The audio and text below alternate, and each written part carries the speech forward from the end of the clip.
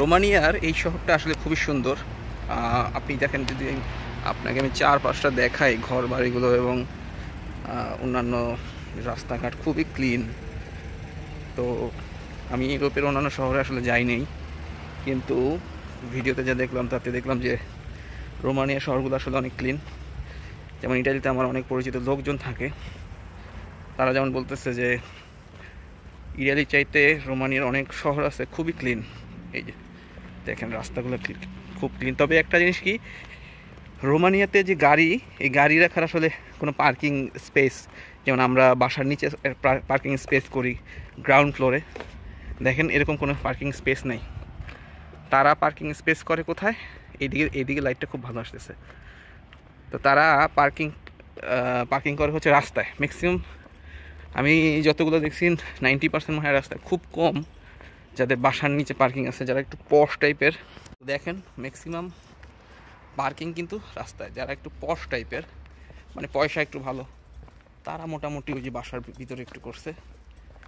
এছাড়া ম্যাক্সিমামই আমি যে দেখছি, ম্যাক্সিমামই দেখলাম যে কি রাস্তায় তারা পার্কিং করে। কিন্তু একটা মজার জিনিস যেটা, রাস্তায় পার্কিং করার পরেও, এই দেখেন রাস্তায় পার্কিং করছে, রাস্তায় পার্কিং করার পরেও তাদের রাস্তাগুলা আসলে কোনো জ্যাম থাকে না। দেখেন রাস্তায় পার্কিং করছে, জ্যাম থাকে না। জ্যাম না থাকার কারণ হচ্ছে, আমাদের দেশে কি হয়, আমাদের দেশে নর্মালি একটা গাড়ি আসলে আর একটা গাড়ি যখন পাস করতে চায়, তাকে ওভারপাস করতে দেয় না, কে কার আগে যায়।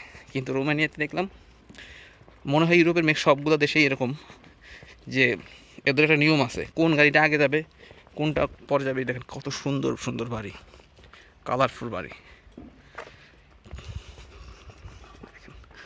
এই যে দেখেন অনেক সুন্দর কালারফুল বাড়ি।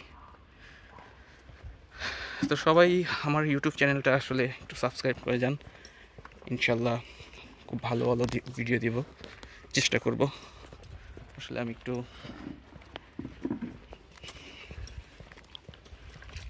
এই ইউটিউব চ্যানেল, আসলে এই ফেসবুক, আসলে ফেসলেস ভিডিও বানাতে চাই, কারণ আমার ফেস দেখাইতে ভালো লাগে না। তারপর আপনারা দেখেন এই বাড়িটা একটু সুন্দর। হ্যাঁ, তো আরেকটা জিনিস হচ্ছে, এই রোমানিয়াতে এই যে দেওয়ালগুলো দেখেন, এইগুলো কিন্তু অনেক বছর পুরনো, এবং এইখানে এমন কিছু বাড়ি আছে বিশ্বাস করা যায় না, যে বাড়িগুলো আসলে 300, 400, 500 বছর পুরাতন। আমি আপনাকে যদি পুরো ভিডিওটা, সিনারিটা দেখাই, দেখেন মাশাআল্লাহ কত সুন্দর। বাংলাদেশে কিন্তু এরকম হওয়া সম্ভব। বাংলাদেশে এখন অনেক গ্রাম আছে যেটা এরকম। এই যে একটা সাইড, এই যে রোড, আমরা এখন উপরে উঠবো।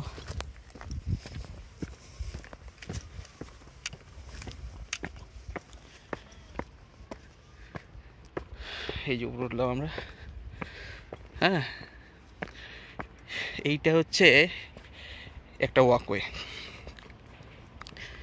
এই যা, এখন যদি আমি আপনাকে ভিডিও দেখাই, দেখেন মাশাআল্লাহ কত সুন্দর। এই দিকে একটু মাশাআল্লাহ দেখেন এখন। এই যে দেখেন ভিউটা যদি আমি দেখাই, অনেক সুন্দর ভিউ।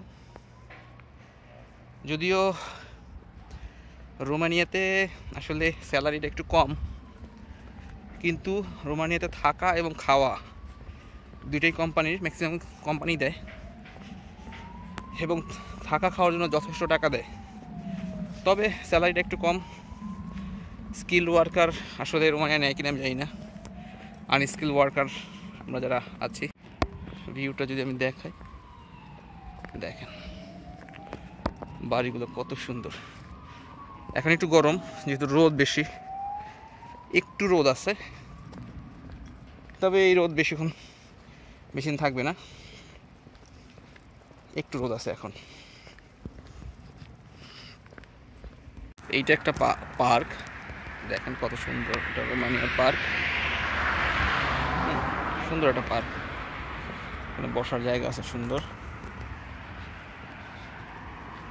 তো এইখানে একটা জিনিস আপনি দেখতে পাবেন, যে প্রচুর পরিমাণে গাছ, গরম আছে।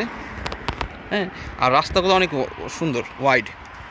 দেখেন রাস্তার মাঝে কোনো ডিভাইডার নাই, ঠিক আছে, কিন্তু রাস্তাগুলো অনেক সুন্দর ওয়াইড করছে ওরা। আর ওদের রাস্তার ডিজাইনগুলো অনেক খুব সুন্দর।